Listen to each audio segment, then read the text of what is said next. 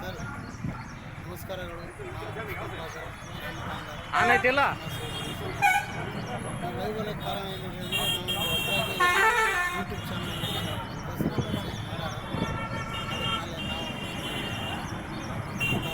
Link ಮಾಡಿ ಅದು YouTube channel subscribe ಮಾಡಿ ಸಾರ್ವಜನಿಕರಿಗೆ ಹಾಗೂ ಮತ್ತು ಉತ್ತಮವಾದ ಸಮಸ್ಯೆ ಮಾಡೋಕ್ಕೆ ನಮಗೆ ಶಕ್ತಿ ಬರ್ತದೆ. ಹಾಗೂ ಮತ್ತು ಸಮಾಜದಲ್ಲಿ ನಾವು ಊರು ಜಗತ್ತು ಆನೈತಿಲ್ಲ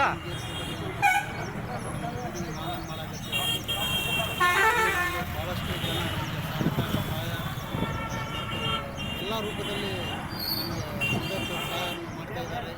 ನಮ್ಮ ಸುಮ್ಮೂರು ಜನತೆಗೆ ನಾನು